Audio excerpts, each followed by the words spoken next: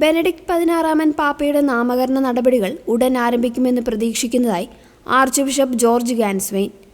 ലിത്വാനിയയിൽ നടന്ന ഒരു ചടങ്ങിലാണ് അദ്ദേഹം തന്റെ പ്രതീക്ഷ പങ്കുവച്ചത്. ബാൾട്ടിക് രാജ്യങ്ങളിലെ വത്തിക്കാൻ സ്ഥാനപതിയായി സേവനമനുഷ്ഠിക്കുകയാണ് അദ്ദേഹം.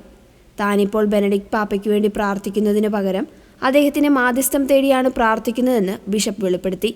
ബെനഡിക്ട് 16 പാപ്പയോടൊപ്പം ദശാബ്ദങ്ങളോളം പ്രവർത്തിക്കാൻ സാധിച്ചത് ദൈവനിയോഗമാണെന്നാണ് അദ്ദേഹം പറയുന്നത്.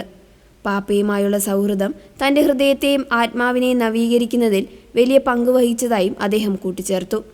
ബെനഡിക്ട് മാർപ്പാപ്പയുടെ നാമകരണ നടപടികൾ ആരംഭിക്കുന്നതിനെക്കുറിച്ച് വലിയ പ്രതീക്ഷയുണ്ടെന്നും അദ്ദേഹം പറഞ്ഞു. സഭ വളരെ വിവേകത്തോടെയാണ് വിശുദ്ധ പദവി പ്രഖ്യാപന നടപടികൾ കൈകാര്യം ചെയ്യുന്നതെന്ന് അദ്ദേഹം ഓർമ്മിപ്പിച്ചു.